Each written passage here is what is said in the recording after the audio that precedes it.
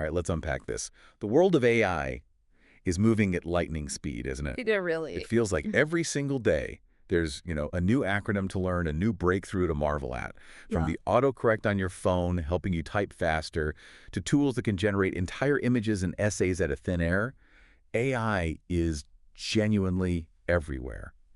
And it can feel like a lot to keep up with, almost like you're trying to drink from a fire hose of information. Right. It absolutely can. Yeah. But what's truly fascinating here, and what we really want to highlight for you today, is that while these concepts might sound complex in isolation, they actually build on each other in a remarkably logical way. Yeah? Our mission for this deep dive is to connect those dots for you, provide those aha moments, and give you a rock solid foundation in understanding these powerful technologies without, the overwhelming jargon. We're going to dive deep into the foundational principles of deep learning, explore the creative explosion of generative AI, then understand the proactive, goal-oriented nature of agentic AI, and finally, unpack the super accurate magic of retrieval augmented generation, or RA. That's right. By the end of this deep dive, you won't just be able to define these terms. You'll understand how these powerful technologies work together, why they matter to you right now, and where they're heading next. You'll leave here well-informed, ready to explore further, and perhaps even inspired to build something incredible yourself. Think of us as your expert guides, helping you navigate this incredible landscape. Ready to jump in? Let's get started. So to truly understand modern AI, we have to start at the very beginning, with the foundational technology that powers so much of what we see today, deep learning. You hear this term constantly, but what does deep learning really mean, and why is it so, well, foundational? That's the perfect place to start. At its core, deep learning is a highly specialized subset of machine learning. Its fundamental reliance is on something called artificial neural networks. Okay, neural networks. That's Ah, complex. well, don't let the name intimidate you. These are computational models fundamentally inspired by the structure of the human brain, specifically how neurons connect and transmit signals. The deep part comes from these networks having many hidden layers of these artificial neurons, lots of Like layers. anyways, yeah. And these multiple layers are absolutely crucial because they empower the systems to learn incredibly complex, abstract, and hierarchical patterns from vast amounts of data, far beyond what simpler, more traditional algorithms could ever achieve. So it's like a simplified mathematical echo of our own brains where connections adjust and learn over time. That's a great way to think about it, yeah. A mathematical model inspired by biology. And I remember a time before deep learning really gained prominence. It felt like AI was doing something very different back then. Hmm. Less creative, maybe. You're spot on. Before deep learning truly took off and dominated the AI landscape, roughly before, say, 2020, AI systems were predominantly focused on what we call perception AI. Perception AI. Yeah, this meant they processed and analyzed existing data. Think of early AI applications classifying images like recognizing cats in photos, or transcribing speech, or even analyzing sentiment in a block of text. It was all about understanding, categorizing, and making sense of what was already there. Okay, so perception, not creation. Exactly. Deep learning, with its ability to learn complex features automatically from raw data, really marked a significant shift. It enabled AI to not just perceive, but eventually to create and even act. That was the big leap. And central to this whole deep learning revolution are these neural networks. What are they really made of? How do these layers of neurons actually function? Right, let's get into the nitty-gritty. That's where the true magic and the complexity begins. The fundamental processing units within a neural network are individual neurons, often represented as simple nodes or circles in diagrams. You can imagine each neuron as a tiny, highly specialized decision maker. It takes in multiple inputs, performs a relatively simple mathematical calculation on them, and then produces an output. Okay, simple calculations. Yeah. But there are tons of them, right? Exactly. Millions, even billions. Now, the connections between these neurons are not all equal. They have varying strengths. Each connection has an associated weight, which is just a numerical value. Think of these weights as adjustable knobs or sliders that determine how much influence each specific input has on that neuron's output. So a strong connection means that input matters more. Precisely. A strong weight means that input heavily sways the neuron's decision, while a weak one has little impact. So the neuron gets a bunch of inputs, applies these weights to them, combines them. And then what's this bias I keep hearing about? Ah, the bias. Good question. If weights tell a neuron how much to care about each input, a bias acts like an adjustable threshold or maybe like a baseline level of excitement. for the neuron. Threshold. Yeah. For a neuron to activate and send a signal forward to the next layer, its combined weighted input plus its bias must cross this threshold. It's like setting a minimum bar for it to fire. Together, these weights and biases are the core learnable parameters of the model. During training, the deep learning model continuously adjusts these thousands, millions, or even billions of weights and biases. So that's the learning part, adjusting those knobs. That is the learning part. They are what the network discovers as it finds the underlying structure and patterns in the training data. This allows the model to adapt, improve its accuracy, and solve increasingly complex problems. Okay, so these little decision makers, the neurons, aren't just a jumble. They're highly organized, right? Structured into layers, almost like an assembly line. Precisely. That assembly line analogy is perfect. These neurons are organized into distinct layers, stacked sequentially, creating a structured pathway for data processing. First, you have the input layer. This is just the entry point for the raw data, whether it's numerical representations of text, pixel values from an image, or sensor readings. This layer simply accepts the data and feeds it into the network. No complex calculations here. It's just the loading dock. Oh, yeah. Raw data in. Next come the hidden layers. This is where the deep part of deep learning truly comes to life. Networks can have one, or more commonly, multiple hidden layers, sometimes dozens or even hundreds of them. Yeah. These layers are responsible for performing complex, intricate functions. Each hidden layer learns to identify progressively more abstract and sophisticated patterns. For example, in an image recognition task, the first hidden layer might learn to detect simple edges or corners. Okay. The next might combine those edges to detect shapes, and deeper layers might identify more complex features like eyes, noses, or entire faces. So it builds up complexity layer by layer. Exactly. The more hidden layers a network has, the deeper it is, and generally, the more complex and nuanced features and relationships it can learn from the data. Finally, there's the output layer. This layer takes all the processed information from the preceding layers and generates the network's ultimate prediction or classification, the final answer the AI provides. Like cat or dog or the next word. Precisely. It could be predicting the next word in a sentence, classifying an image as a dog, or generating a numerical score. That's the end of the assembly line. And I've heard about activation functions as well. Are they just some kind of on-off switch for these neurons, or is there more to it? Great question. They're far more sophisticated and absolutely critical than a simple on-off switch. Activation functions like the rectified linear unit or ReLU, which is very commonly used, they introduce what we call nonlinearity into the network's calculations. Nonlinearity. Okay, why is that important? Well, imagine if all a neural network did was linear calculations. It could only draw straight lines in its understanding of the data. Think about trying to recognize complex things like a face or understand language nuances with just straight lines. Right, impossible. The real world isn't straight lines. Exactly. The real world and the data within it is rarely linear. ReLU and other activation functions give the network the ability to draw curves, essentially, to see the subtle, complex, nonlinear relationships in the real world. That's what unlocks true, sophisticated pattern recognition and problem-solving capabilities. Without them, deep learning models would be stuck solving only the simplest problems. And all this incredibly complex calculation and learning needs serious computational muscle. That's where GPUs come in, right? Yeah, The graphics processing units that were originally designed for, like video games? precisely. That was a massive turning point. The advent of GPUs was a complete game changer for deep learning.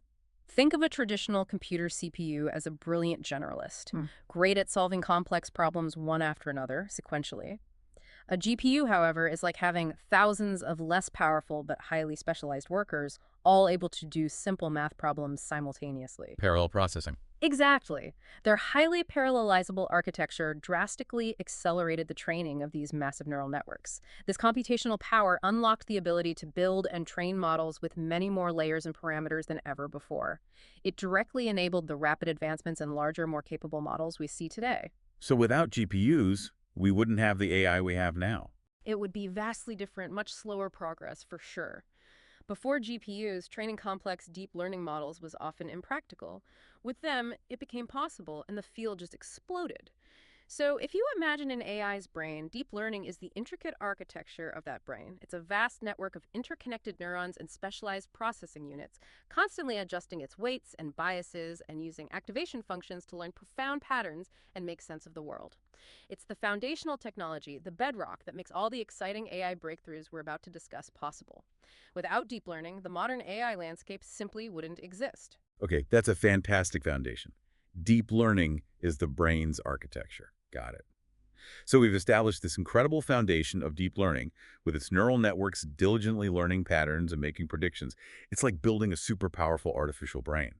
But a brain, no matter how complex, needs something to think about. For us, that's language, creativity, solving problems.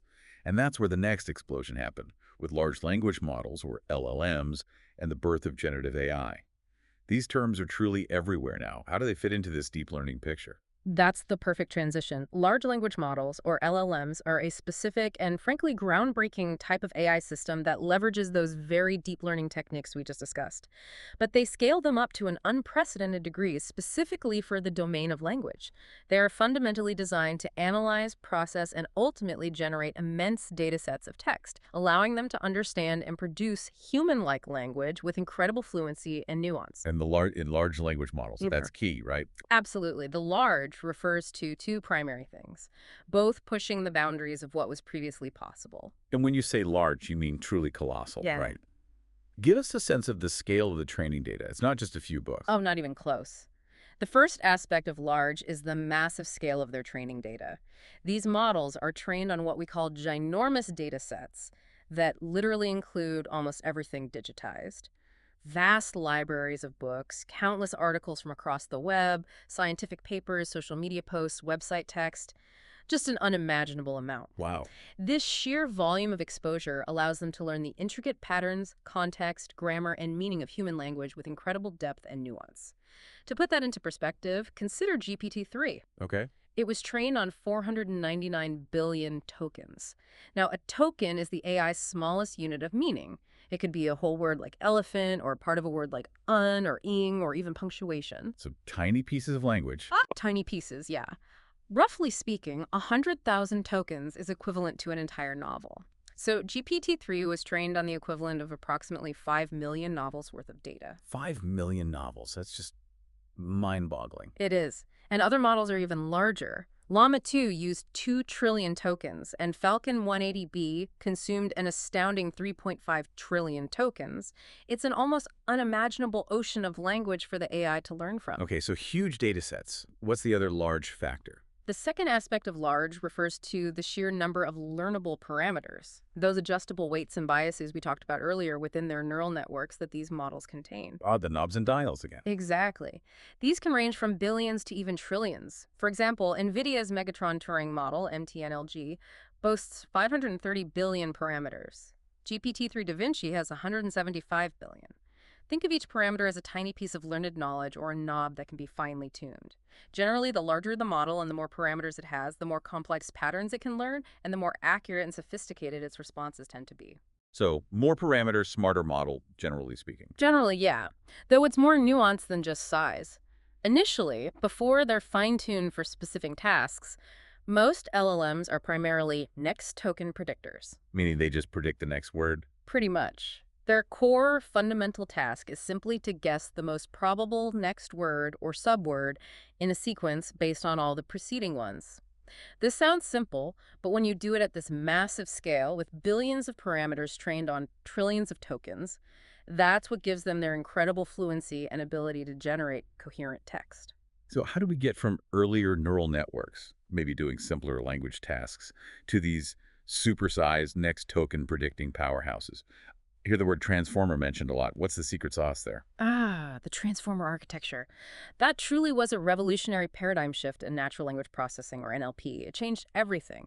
Before transformers, older neural networks like recurrent neural networks, or RNNs, and long short-term memory networks, LSTMs, were commonly used for language tasks. Right, I remember those names. And while they could account for context and relationships between words, they faced significant challenges, especially with processing very long sequences of text efficiently. They processed information sequentially, one word after another. Like reading a book one word at a time. Exactly. Imagine trying to process an entire Wikipedia page word by word. Sequentially, it would take far too long. And crucially, they often struggled to remember context from the very beginning of a long text by the time they reached the end. They had a sort of memory problem for long distances. So transformers essentially fix this too long and forgetting context problem. Precisely. The groundbreaking transformer design was unveiled in a landmark research paper back in 2017 titled, rather provocatively, Attention is All You Need. Huh. Catchy title. It was, and the title alluded to the key breakthrough, attention mechanisms. These mechanisms are the core innovation. They allow the model to selectively pay attention to certain parts of the input sequence while processing it, rather than having to capture the entire context sequentially at once. So it can focus on the important words. Yeah, this ability to dynamically focus on the most important tokens, those individual words or subwords, makes them incredibly effective and efficient. Can you give us a more concrete example of how this attention works, like in a sentence? Certainly. Think of the sentence. The city's bustling market, filled with the aroma of spices, was her favorite spot. If the model needs to understand what her favorite spot refers to later, an attention mechanism might highlight market and maybe city as key context words, giving less weight to words like the or of. Specifically, self-attention layers within a transformer calculate attention weights for each token in the input. These weights represent the importance of each token relative to others for a specific task or for understanding context. Okay. So, predicting the next word after Mary had a little lamb, the self-attention mechanism might give more weight to the word lamb than a, influencing the model to produce a continuation like, whose fleece was white as snow. It figures out which words matter most for the current task. And this happens faster. Much faster.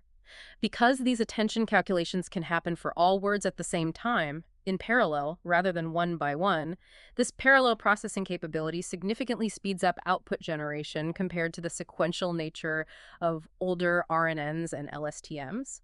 Big speed up. I see.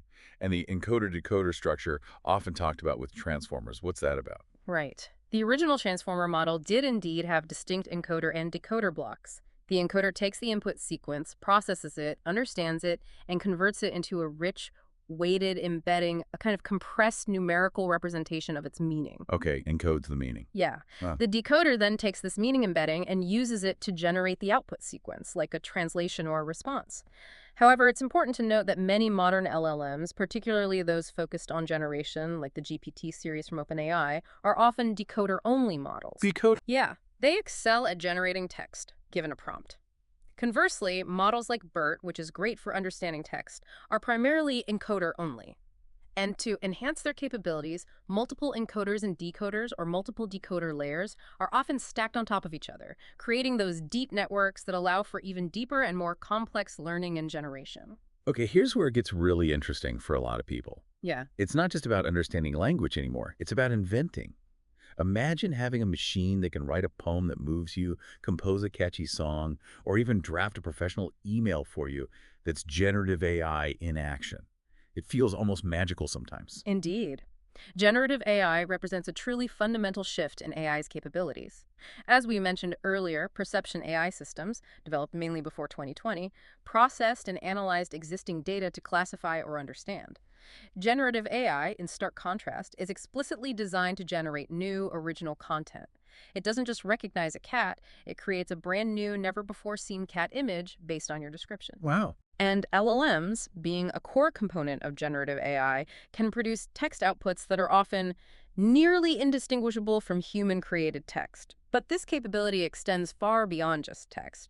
Generative AI models can create outputs like photorealistic images, novel music compositions, realistic video, and even functional computer code. The most prominent, almost universally recognized example of an LLM-powered application for most people would be OpenAI's ChatGPT, right? Yeah. Its launch felt like a global event. Everyone was talking about it. Absolutely.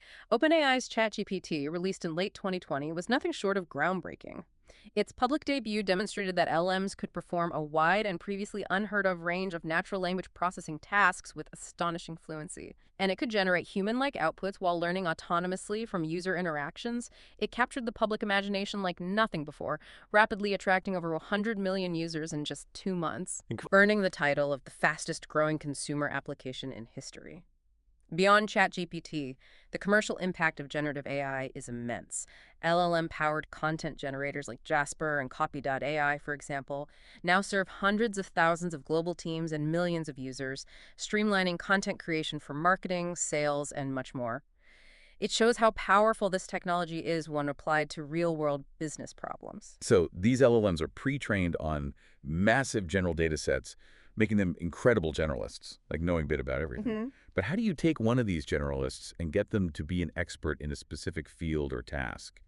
That's where fine-tuning comes in, correct? That's precisely the crucial next step in making these models truly useful for specialized applications.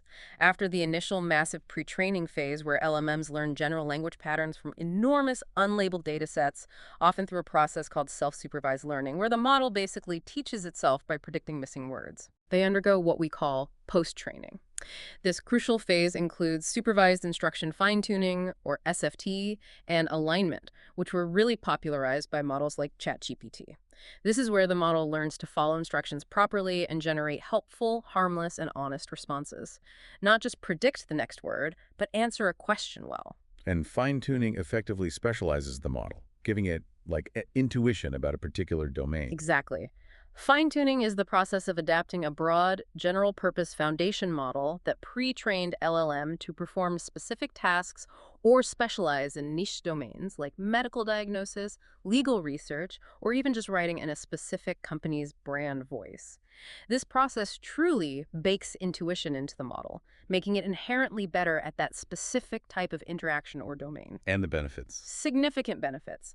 It leads to better, more accurate responses even with smaller, less explicit prompts, potentially faster inference, meaning the time it takes to generate an answer, and often lower compute costs because the model truly understands its domain rather than just guessing based on general knowledge. Makes sense. And what's really exciting now is that there are incredibly innovative and accessible techniques available, often grouped under the umbrella of parameter-efficient fine-tuning, or PEFT. PEFT, okay. Yeah.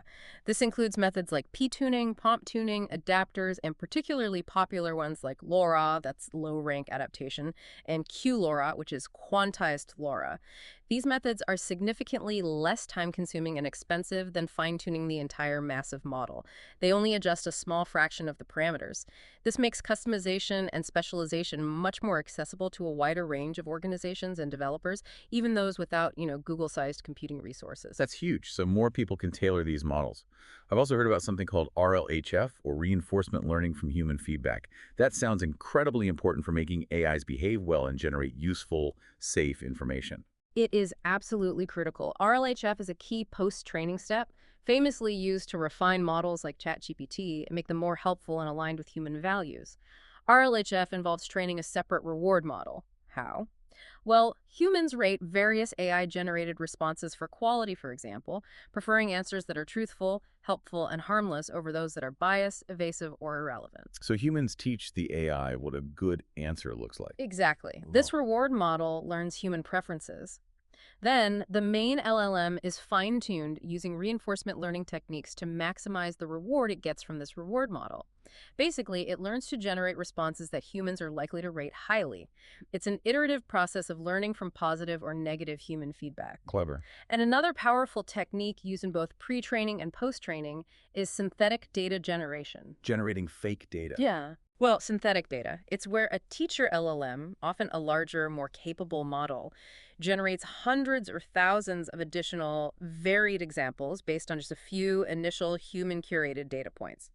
This is a game changer for creating enough high-quality training data for effective fine-tuning, especially when human-labeled data is scarce or expensive to create. Okay, so you can use an AI to help train another AI better. Yeah. Can you give us a really concrete example of this fine-tuning process in action, maybe with a clear before and after? Sure. Let's use the Instruct Lab example, which is an open source project making this accessible. Imagine you have a local open source model like Merlinite, which is a 7 billion parameter LLM, quite capable, but not huge like GPT-4. Okay, so I'm really Before fine-tuning, if you asked Merlinite about, say, the specific 2024 Oscar nominations, it might very well hallucinate an answer, make something up, or simply state it doesn't know, because that specific timely information wasn't in its original public training data. Its knowledge is outdated. right, the knowledge cutoff problem. Exactly.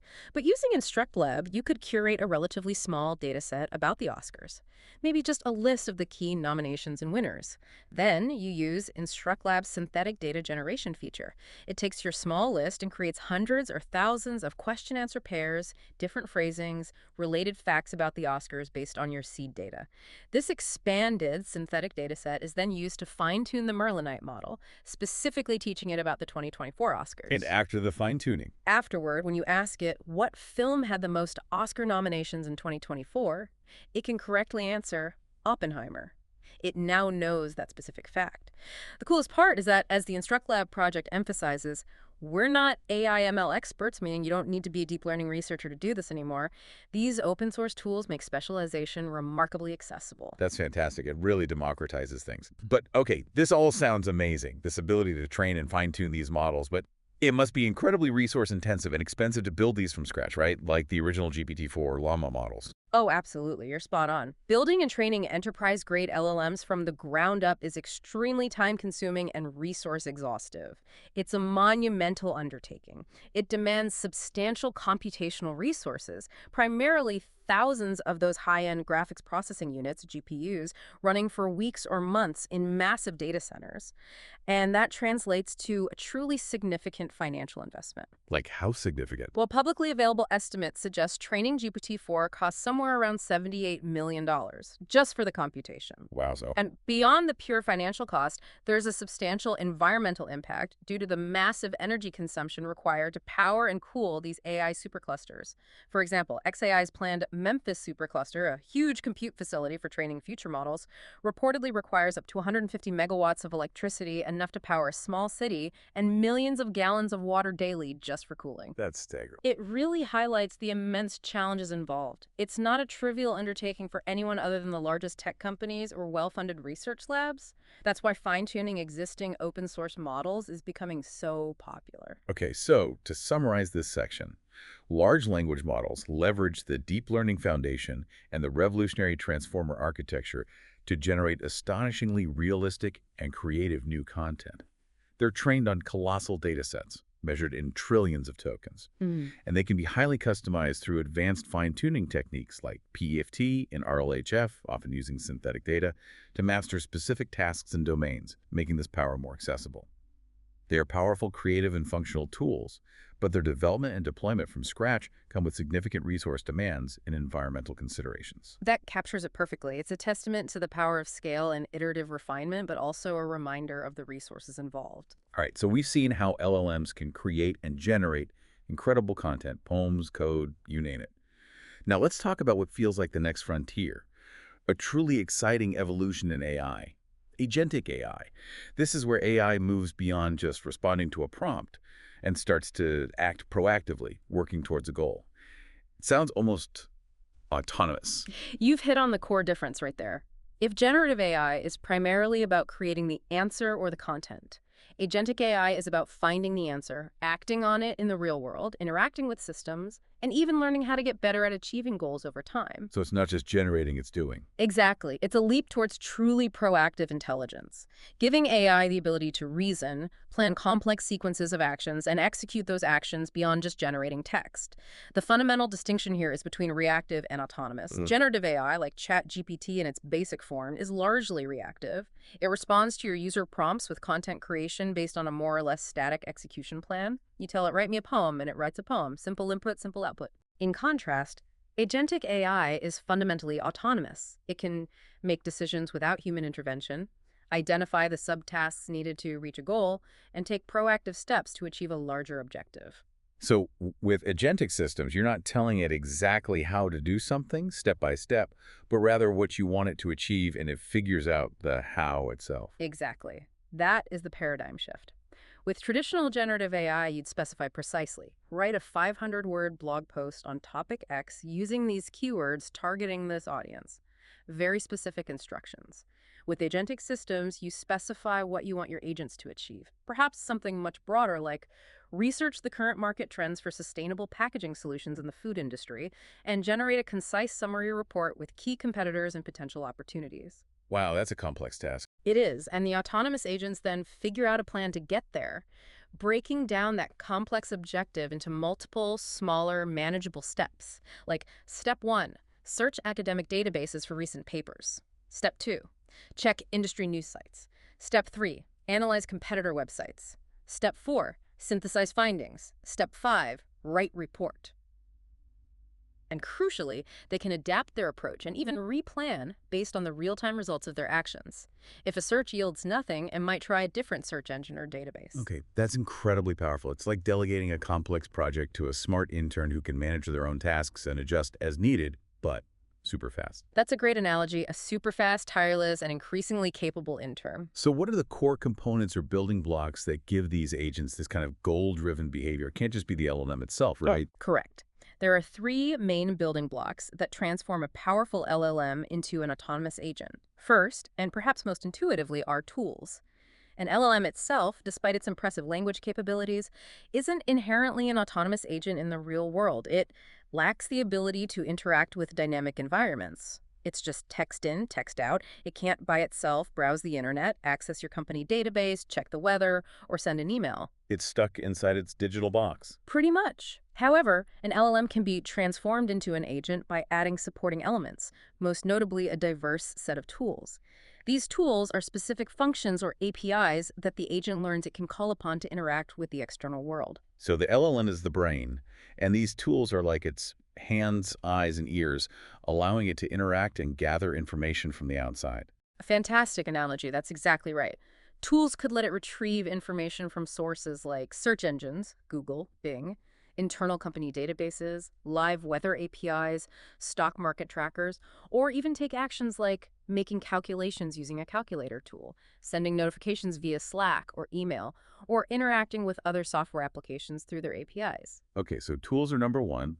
What's next? The second building block involves sophisticated planning and reasoning mechanisms. Agents don't just randomly pick tools and act, they use specific design patterns and methods to enable complex, goal-driven behavior. One of the most popular and intuitive methods is the REACT pattern, which is a catchy name for reason plus act. Reason, then act. Makes sense. Yeah. This approach constructs an agent by using the LLM itself as a sophisticated planner. The language model is prompted, often internally, to think out loud by generating internal thoughts or reasoning steps before generating an action, like choosing and using a tool that is then executed in the environment. So it explains its thinking first. Internally, yes. It mimics how humans solve problems. We think, we reason about the steps, then we act. For example, the agent might first think, okay, the user wants the Q3 sales figures. Those are in the main sales database. I need to use the database search tool with the query Q3 sales data. Then it acts by calling that specific tool with that query. It makes the AI's decision-making process more transparent and much more robust. That's clever. Makes it less of a black box. And what about learning from mistakes or getting better over time? Can agents reflect on their performance? Yes, absolutely. That brings us to the third crucial component, the reflection method, or similar learning mechanisms. Agentic systems are designed to learn over multiple episodes or tasks. They're not just one-shot wonders. At the end of each task or interaction, the LLM can be given a record of its performance. What steps did it take? What tools did it use? What was the final outcome? Was it successful? It's then prompted to reflect, what went well? What went wrong? What could I do differently next time? Self-improvement for AIs. Essentially, yes. These generated lessons learned, or insights, are incredibly valuable and are stored as a form of long-term memory, perhaps in a separate database. They can then be provided back to the agent in subsequent episodes or similar tasks to help it perform better, avoid past errors, and refine its planning strategy. It learns from experience. That's amazing. And furthermore, agentic AI naturally enables models to engage in multi-step planning, breaking down those complex, overarching objectives into a clear sequence of smaller, manageable steps, like we discussed. And for truly grand challenges, multiple AI agents can even be designed to work with other AI agents to complete tasks, fostering sophisticated collaborative problem solving. Multi-agent systems. Wow. Yeah. Imagine one agent specialized in research, another in data analysis, and a third in report writing, all collaborating on that sustainable packaging task. This truly sounds like science fiction becoming reality, with AIs being able to actively pursue goals and collaborate. What are some real-life examples we might already be seeing today, or coming very soon? There are already compelling illustrations emerging across various industries.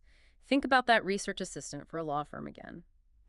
Given a complex legal question, an agentic system can autonomously search across dozens of internal and external repositories, synthesize information from various legal documents, statutes, and case law, compare arguments, and then generate comprehensive reports, making informed decisions based on the given objective with minimal human intervention. It's like having a dedicated research team working 24/7. That's a huge productivity boost. Huge. And agentic AI is also rapidly transforming customer service. Companies like Bosch Power Tools, for example, are using agentic AI to enable their customer support bots to do much more than answer simple FAQs. They can automatically access multiple back-end systems, maybe check warranty status in one system, order history in another, translate documents on the fly if needed, and handle complex multi-step support cases, such as processing a return authorization or troubleshooting a technical issue involving multiple steps, often without needing human escalation. Making customer service bots actually useful. That's the goal. And I hear it's even helping coders in a very practical, hands-on way, too. Tell me more. That's right. An excellent example is an open source extension called Continue, available for popular integrated development environments, IDEs like VS Code or IntelliJ, where programmers write their code. It uses a local LLM, meaning it can run right on your machine to act as a coding assistant. You can literally chat with your code base, asking it to explain entire files, find bugs, make edits based on your instructions, or add comments and some quick documentation right in line within your code. It's taking goal-oriented action within a real-world development environment, helping you achieve specific coding objectives faster. Okay, that sounds incredibly useful for developers. Now, this all sounds like something every organization will want to implement, given the autonomy and capability. Yeah. But I'm guessing there's a foundational step or prerequisite before jumping into agentic AI. It can't just be plug and play, right? You can't just unleash these things. You've hit on a critical point for enterprise adoption, and yeah, definitely not just plug and play yet. Successfully implementing agentic AI systems requires a phase approach. It's absolutely crucial to first establish the right enterprise foundation. This includes having clean, well-organized data management and robust security protocols in place. Your data needs to be findable, reliable, and accessible securely. You also need solid search infrastructure, maybe even those vector databases we'll talk about later. So getting your house in order first. Precisely. Think about it. If your agent needs to access internal documents to answer a question or make an API call to update a customer record, that data needs to be accessible, consistent, and secure. Without this foundational work, agentic AI systems might hit a wall when trying to integrate with messy existing systems, or worse, they could face immediate deployment blocks from stringent security and compliance teams worried about data leaks or unauthorized actions. Right, security is paramount here. It's like building a smart automated factory. You need a solid, well-organized, secure infrastructure before you bring in the autonomous robots. Makes sense. And what tools or frameworks are developers using to build these sophisticated agentic systems? Is it all custom code? While you can build them from scratch, a whole ecosystem of specialized frameworks has emerged to streamline the process. Popular ones include LangChain, which was one of the first big ones, Crew AI, which focuses on multi-agent collaboration, LangGraph for building complex stateful agent flows, and Microsoft's AutoGen. These tools provide pre-built components, abstractions for things like tools, memory, and planning loops, helping developers manage complex tasks, enable agents to remember past actions and reflections, and facilitate that sophisticated collaboration between multiple AI agents. They make the complex task of orchestrating agents much more manageable. Okay, frameworks help. But you mentioned security. Giving AI autonomy sounds inherently risky. It absolutely carries risks that need careful management. With great power comes great responsibility, right? OWASP, the Open Web Application Security Project, which tracks web security risks, has identified a key security risk specifically for LLM applications they call excessive agency. Excessive agency. Sounds bad. It is. It occurs when LLM systems are granted too much functionality, permissions, or autonomy, potentially leading to unintended, harmful, or costly actions. Imagine an agent designed to book travel accidentally booking hundreds of first-class tickets because of a misunderstanding or a bug. Yikes. So mitigation strategies are crucial. These include strictly limiting the functions and permissions of agents, only give them the tools and access they absolutely need. Ensuring user authorization for critical actions. Maybe the agent proposes an action, but a human has to click approve before it executes. And implementing human-in-the-loop controls for monitoring and intervention, it's about finding the right balance between autonomy and control.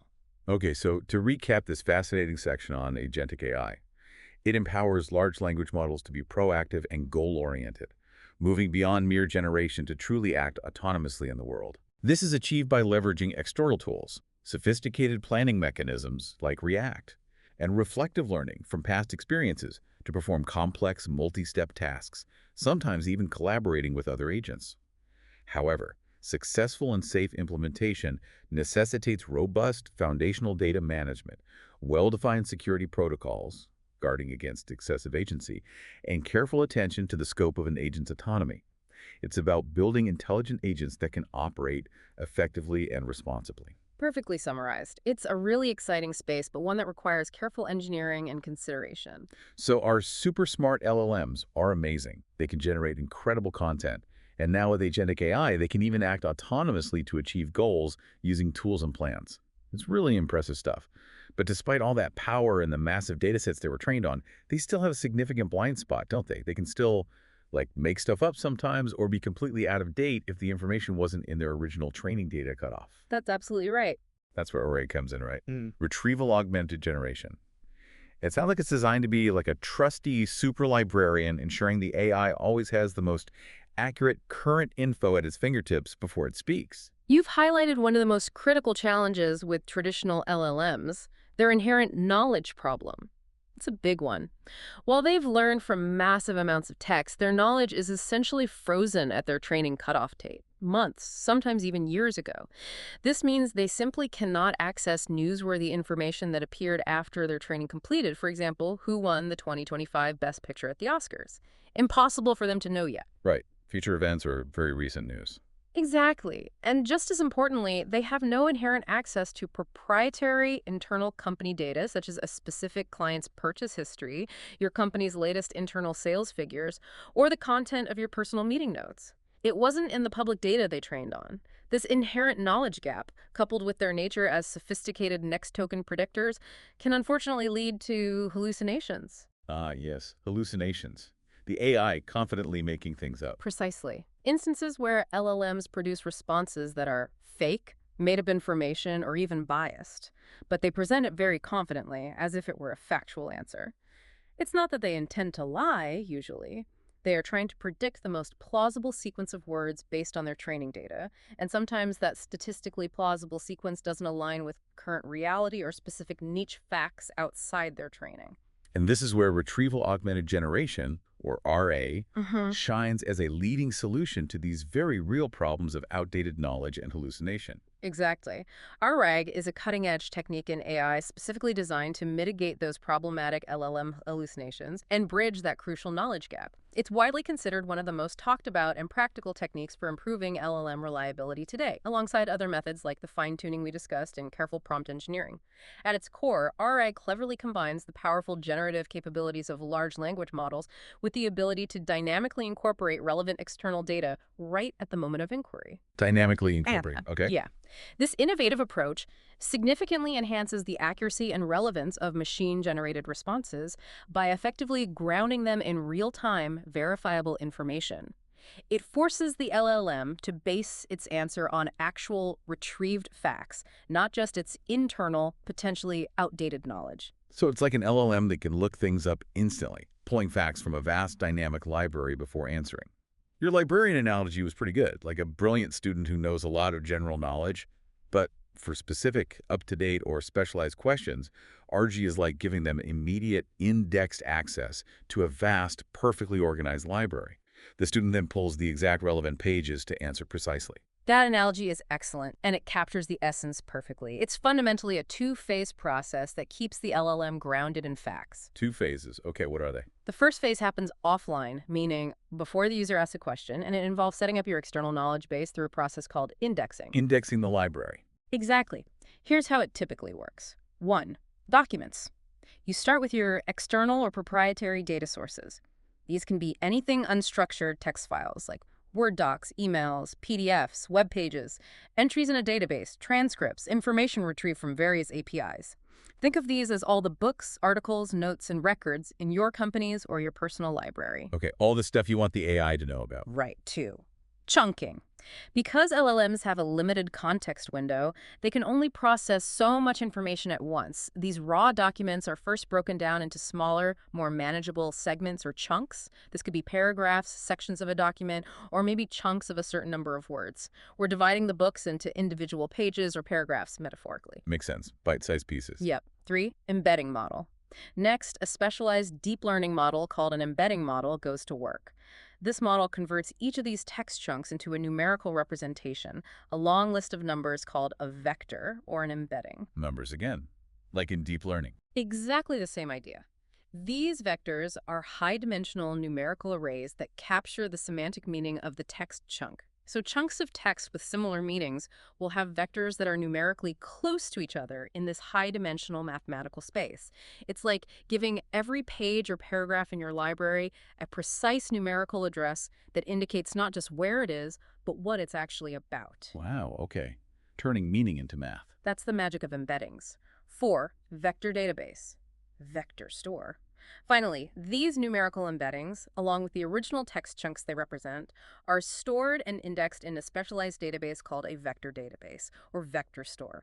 Examples include open source ones like ChromaDB or Weaviate, or commercial ones like Pinecone or SingleStoreDB. This creates a highly efficient, searchable index of your knowledge base, allowing for incredibly fast semantic searches. You can search based on the meaning of your query, not just matching keywords. It's your super organized, digitally searchable library catalog indexed by meaning. So that's the setup. Indexing everything into vectors in a special database. Correct. And it's worth noting that, in practice, getting this retrieval part right, ensuring the search finds the truly relevant chunks, is often the most difficult part of ARG methods. So building robust and efficient search infrastructure for this indexing phase is absolutely crucial for ARG to work well. Okay, so you've got this super organized library of numbers that represent meaning, ready to be searched. What happens when a user actually asks a question then? How does the retrieval work? That's the second phase. The online query and generation process, often just called retrieval, this happens in real time the moment a user interacts with the AI application. Okay, user asks something. Right. 1. User query. A user submits a question or prompt to the AI application, for example, what were the key findings from our Q3 customer survey? 2. Query embedding. The user's question itself is also immediately converted into a vector using the exact same embedding model that was used during the indexing phase. Consistency here is key. So the question gets its own numerical semantic address representing its meaning. Okay, the question becomes numbers too. Yep. 3. Similarity search. This query vector is then used to perform a similarity search in the vector database. The database very quickly identifies and retrieves the top K, typically maybe 3 to 5, but configurable, most relevant document chunks whose stored embeddings are numerically closest, meaning semantically most similar to the user's query vector. So it finds the chunks that mean something similar to the question. Exactly. It's like your super librarian instantly finding the 3 or 5 most relevant pages or paragraphs from your entire digital library that directly relate to the meaning of your question. Cool. What happens with those retrieved chunks? This is the augmentation part. 4. Context augmentation. These retrieved relevant chunks of information, the actual text from your documents, are then dynamically injected or fed into the large language model's context window alongside the original user query. This is the magic step. The LLM now has not only its vast general knowledge, but also the specific, factual, potentially proprietary, and up-to-date information it needs from your documents to answer the question accurately. So you're giving it the cheat sheet just before the test. Huh? That's one way to put it. A very targeted cheat sheet based on the question asked. 5. Response generation. Now, armed with this accurate, real-time, and highly relevant context provided by the retrieved chunks, the LLM can generate a precise and contextually appropriate answer. It synthesizes the retrieved information with its general language capabilities. A key benefit here, which builds tremendous trust, is that the system can often provide explicit citations or references back to the specific source documents, and maybe even the specific chunk where it found the information. So you can check its work. Exactly. You can verify the AI's claims, which is crucial for enterprise use cases or any situation demanding accuracy. Can you give us a really specific example of how this would play out, perhaps with that fictional scenario an LLM couldn't answer on its own? The Marty McFly one. Sure, let's revisit the Marty McFly in the 1955 accident from the claim example.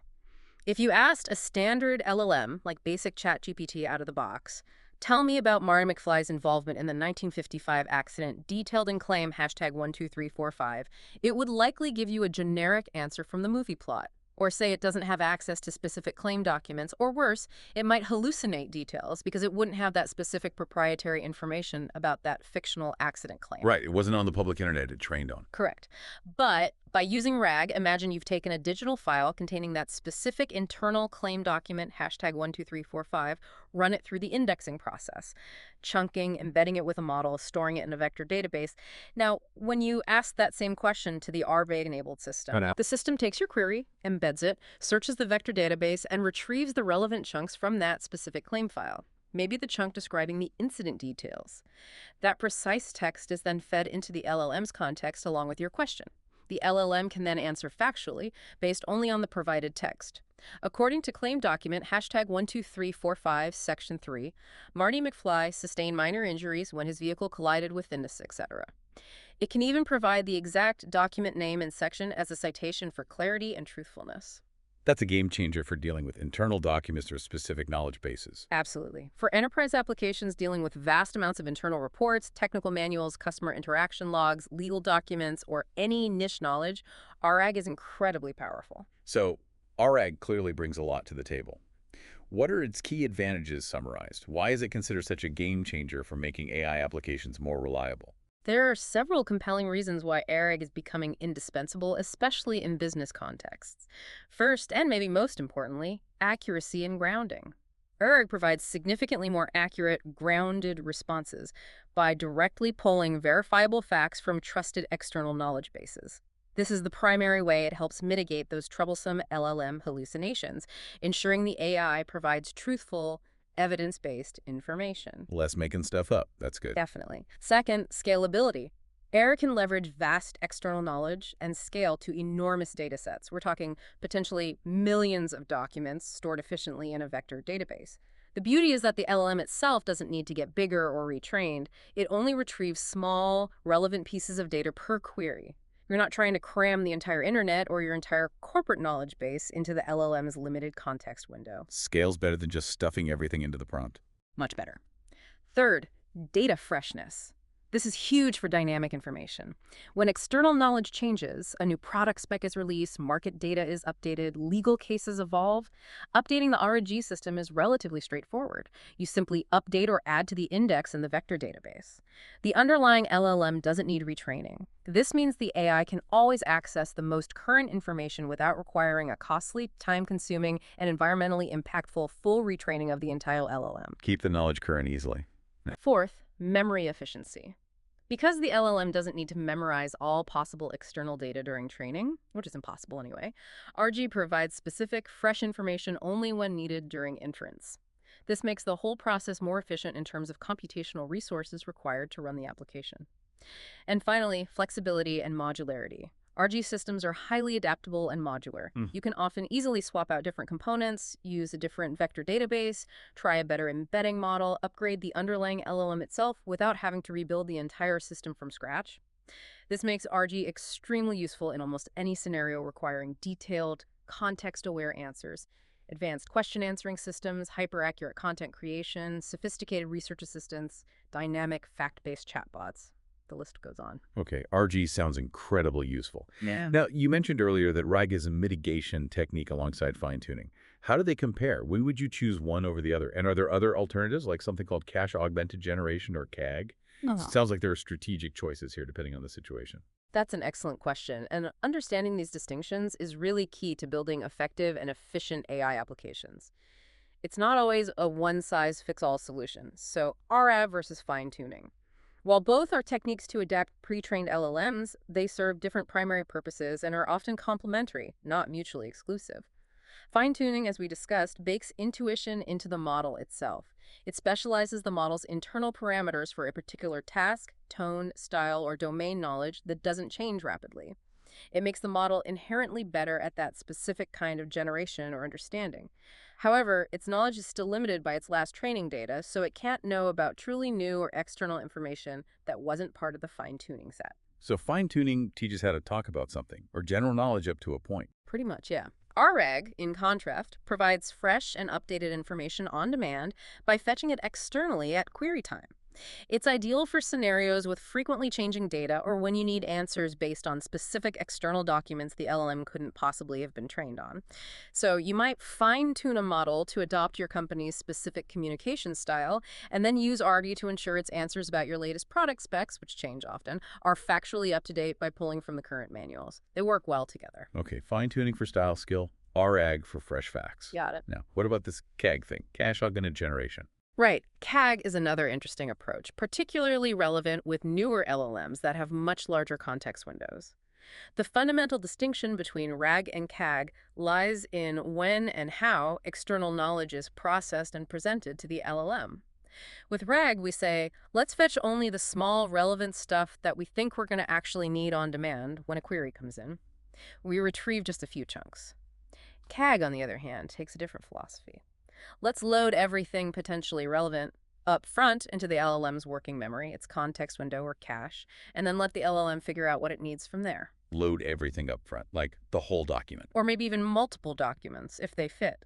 This means the entire relevant knowledge base, or a significant chunk of it, is preloaded into the LLM's context window, often leveraging what's called the KV cache, the key value cache. Think of the KV cache as a super fast scratch pad within the LLM's temporary working memory, where it stores intermediate calculations and representations of the input it has already processed. So it keeps the info readily available in its short-term memory. Exactly. This way, if the LLM needs to refer back to something earlier in the provided documents or its own generated text during a multi-turn conversation, it doesn't have to reread or reprocess everything from scratch. The relevant context is instantly accessible on the cache. Okay, RAG fetches on demand, CAG loads it all up front. How do they stack up against each other then, particularly in terms of accuracy, speed, and how much data they can handle, scalability? Let's break that down, because the trade-offs are important. Accuracy. This is nuanced. RG's accuracy is intrinsically tied to the quality of its retriever, that search step. If the retriever fails to fetch the right document chunk, the LLM might lack the necessary facts and could still hallucinate or say, I don't know. However, when the retrieval is good, RG effectively shields the LLM from potentially irrelevant or confusing information by only providing the most pertinent snippets.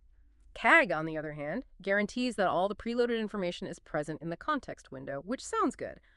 But it places the entire burden on the LLM itself to find and extract the right details from potentially a very large amount of text. This can sometimes lead to confusion. The LLM might mix up facts from different parts of the context, overlook key details hidden in a long document, or get distracted by irrelevant sections. So RG's explicit retrieval can sometimes lead to more focused accuracy if the retrieval works well. Interesting trade-off there. What about speed or latency? Latency, speed. For response speed, CAG generally offers lower latency after the initial loading.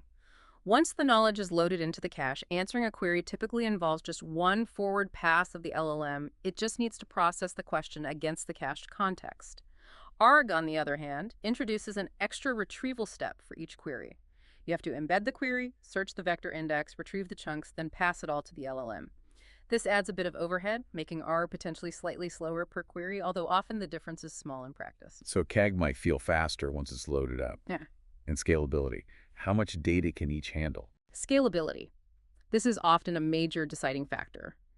RGA can scale to the size of your vector database, which can realistically contain millions or even billions of document chunks. It only retrieves small, relevant pieces per query, so the LLM never has to see or process everything at once. CAG, however, is fundamentally constrained by the LLM's context window size. While these windows are getting much larger, models with 100K, 200K, even 1 million token windows exist or are emerging, they still typically correspond to only a few hundred pages or maybe a few thousand pages of dense text at most. For truly massive enterprise-scale knowledge bases spanning millions of documents, RIDE will likely always maintain a significant edge in scalability. You simply can't fit millions of documents into current context windows. Right, the context window is the bottleneck for CAG. Yeah. And data freshness. If the documents change, Data freshness. RG generally wins here for dynamic data. When external knowledge changes, RG allows for easy incremental updates. You just update or add the new or change chunks to your vector index, a relatively quick process. CAG, in contrast, requires a full recomputation and reloading of the cache whenever the underlying documents change significantly. If your knowledge base is large, this reloading can be a more complex and time-consuming process. So for information that updates frequently, RG's ability to easily refresh its index is a big plus. okay, that makes the trade-offs pretty clear. Or argue for massive or dynamic data, CAG maybe for smaller, static sets where speed is paramount. That's a good rule of thumb, yeah. All right, here's a fun one for you, our listener. Let's put your understanding to the test with a few scenarios. Imagine you're building an IT help desk bot. Users will ask questions based only on a specific product manual, maybe 200 pages long. This manual is updated only a few times per year. Would you lean towards ORG or CAG for this? What do you think? Okay, interesting one. For this specific scenario, a relatively small static knowledge base, 200 pages isn't huge for modern LLMs, and infrequent updates, I definitely lean towards CAG. Why CAG? Well, the 200-page product manual is likely small enough to fit comfortably into the context window of many readily available LLMs. Since the information is relatively static, updates only a few times a year, the drawback of needing to recompute the cache occasionally isn't a major issue. And by caching the entire manual upfront, you potentially get lower latency for each user query, ensuring faster answers. For a help desk bot, that responsiveness is usually really important. Users want quick solutions. Makes sense. Faster answers from a small, unchanging source. Okay, next scenario. You're building a sophisticated research assistant for a large law firm. It needs to search through thousands, maybe even hundreds of thousands of legal cases, statutes, and filings. This data is constantly being updated with new precedents and rulings daily or weekly. And the lawyers absolutely need answers with accurate citations back to the original case files or specific clauses, RAG or CAG. This one screams RG. It's almost a textbook RG use case. Why a RAG here? First, the knowledge base is massive, thousands or hundreds of thousands of documents, and incredibly dynamic, constantly updated. Attempting to cache all of that, or even a significant fraction, would quickly exceed any practical LLM context window. Second, the explicit requirement for precise citations back to source materials is something RAG naturally supports through its retrieval mechanism. It knows exactly which chunk from which document provided the information. Third, the ability to incrementally update the vector database as new legal documents emerge means the system always has access to the most current legal information without requiring a massive, slow cache recomputation across an impossible amount of data. RG is built for this kind of large-scale, dynamic, citation-needed task. Clear win for RAG there. Okay, last one, maybe a bit trickier. A medical diagnostic assistant for doctors. It needs to combine information from a specific patient's unique, detailed medical history and recent test results, which might be quite long, with insights from the latest, rapidly evolving medical research papers and clinical guidelines. A huge, constantly growing database. And doctors need to be able to ask multiple follow-up questions about that specific patient's case interactively and get instant responses. RAG, CAG, or maybe something else. This is a great scenario for potentially a hybrid ergo plus CAG approach, leveraging the strengths of both. Hybrid. How would that work? You could use Arrow first. When the doctor initiates a session about a specific patient, ARGI can efficiently search the enormous, ever-growing database of medical research papers and the hospital's electronic health records system to retrieve the most relevant subset of information. Maybe the patient's key history points, recent relevant test results, and the top few research papers or guidelines pertinent to the patient's potential condition. This handles the massive, dynamic external knowledge retrieval efficiently. Okay, RAG finds the most relevant stuff first. Exactly. Then that retrieved, highly focused content, just the relevant research snippets, and that specific patient's key history and data can be loaded into a long context LLM using the CAG approach. You're essentially creating a temporary, highly specialized working memory or cache just for that specific patient consultation. Ah, so RAG narrows it down. CAG keeps that focused info ready for quick interaction. Precisely. This allows for fast, deep, interactive follow-up questions from the doctors. What if we consider this symptom? How does this result compare to guideline X? Without needing to repeatedly query the large databases for every single turn in the conversation, because the most relevant information is already loaded and instantly accessible in the LLM's context cache for that session. It intelligently combines wide retrieval, RHE, with deep, fast interaction on a focused subset, CAG. That's really smart, combining the best of both. It often is the best approach for complex, interactive tasks that involve both vast external knowledge and specific, detailed context. And this really raises that important question again for anyone building with AI. How do you ensure your AI's responses are not just fluent and human-like, but factually correct, up-to-date, and verifiable? RAG, often in combination with other techniques like fine-tuning or even CAG, provides a powerful set of answers to that. It allows LLMs to access the real-time external knowledge they need, precisely when they need it, providing grounded and trustworthy information. It's a key piece in moving AI from just a fascinating novelty to a truly reliable and useful tool across many domains. Hashtag connecting the dots in your next steps in AI. So, wow, we've covered a lot of ground. You've journeyed with us through the incredible landscape of modern AI, building this understanding from the ground up. It really does connect, doesn't it? It really does flow logically when you see the pieces together. Yeah. You've seen how deep learning provides the foundational neural brain of modern AI, learning those complex patterns through its intricate layered neural networks with all those adjustable weights and biases. That's the engine. The core engine, exactly. From that powerful foundation, we then build large language models which, through the groundbreaking magic of the transformer architecture and its powerful attention mechanisms, unlock generative AI. This gives that brain the truly incredible power to create amazing new content-fluent text, stunning images, compelling music, functional code that is often nearly indistinguishable from stuff humans make. The creative leap. Then, agentic AI takes it a crucial step further, moving beyond mere generation to enable that brain to act autonomously in the world. It can achieve complex goals through sophisticated planning, dynamic tool use, and even reflective learning from its own past experiences. It's an AI that can do things, not just say things. From generation to action. And finally, retrieval augmented generation, RAG, acts as that crucial enhancement, ensuring those actions and creations are accurate and grounded in the latest real-world information. It prevents those pesky hallucinations by providing on-demand access to up-to-date external knowledge, making the AI more reliable and trustworthy. It all connects beautifully. Deep learning LLMs, generative AI, agentic AI enhanced by RAG, building layer upon layer of capability. It's a powerful stack. And remember, knowledge is most valuable when it's understood and, importantly, applied. For those of you listening who are now feeling inspired and ready to take the next step, maybe try some of this out.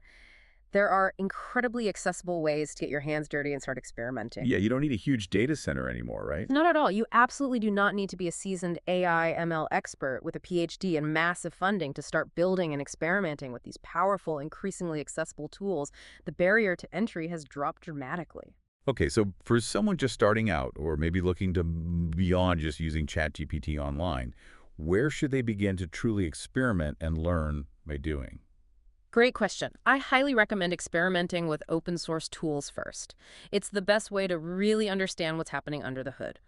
You could try InstructLab, like we discussed, for fine-tuning existing open source LLMs on your own custom data, potentially right on your own laptop or a reasonably powerful desktop. It's a fantastic way to see firsthand how you can specialize a general model for your specific needs. Making the AI smarter about your stuff. Exactly. Or explore robust frameworks like LangChain, Llama Index, which is particularly strong for AG, or Crew AI, great for multi-agent setups. These are incredibly popular libraries with huge communities and lots of tutorials. They provide building blocks for putting together simple agents or RReach pipelines relatively easily. Many of these allow you to experiment locally first, using smaller models, giving you direct control and immediate feedback without racking up cloud bills. Okay, try InstructLab, LangChain, Llama Index, Crew AI. What else? Another crucial skill, regardless of what tools you use, is prompt engineering. Don't underestimate this. Spend time learning how to craft effective prompts to guide the AI.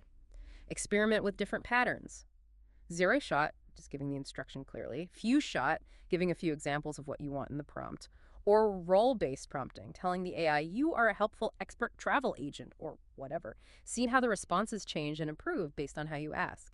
It's like learning to communicate effectively with a very powerful but very literal assistant. Learning the AI's language in a way. Any ideas for a manageable first project to build and truly put this knowledge into practice? Something not too overwhelming. Absolutely. Building a simple project is a fantastic way to solidify your understanding and see the entire pipeline, maybe retrieval, prompting, generation in action. For example, you could build a basic ARG chatbot over your own personal notes. Maybe you use Obsidian or Notion. You could index your notes and build a bot that can answer questions about what you've written. Or do the same for a small collection of company documents, if you have permission, or even public data sets. There are examples online using the complete Sherlock Holmes stories or historical speeches. Chat with Sherlock Holmes, powered by Orgay. Exactly. This kind of project helps you see how you can give an LLM access to your specific data and get it to answer questions accurately from that data, combining retrieval and generation. It's really rewarding when it works. That sounds like a great starting point. But as you embark on these exciting ventures, please do remember the critical importance of addressing the challenges responsibly. Always be mindful of data quality. Garbage in, garbage out still applies. Work actively to mitigate bias, whether it's selection bias lurking in your training or retrieval data, or algorithmic bias in how the model processes information. And, especially if building agents, implement robust security practices from the start. Check out resources like OWASP's Top 10 for LLM applications. They cover risks like prompt injection, data leakage, and that excessive agency we talked about. Right. Build responsibly. Absolutely. While the technology is incredibly powerful and enabling, responsible and thoughtful development is absolutely key to unlocking its true potential for good and avoiding unintended consequences. So what does this all mean for you, our listener? Now that you have this powerful, connected understanding of deep learning, generative AI, agentic AI, and RA, what challenge will you tackle? What problem might you solve? Or what amazing new thing will you create using these AI building blocks? The possibilities, as always, are truly endless. We really can't wait to see what you build and discover. Remember, knowledge is most valuable when understood and applied. Keep exploring these concepts, keep questioning assumptions, test things out for yourself, and keep building with a critical, thoughtful eye. The journey is just beginning.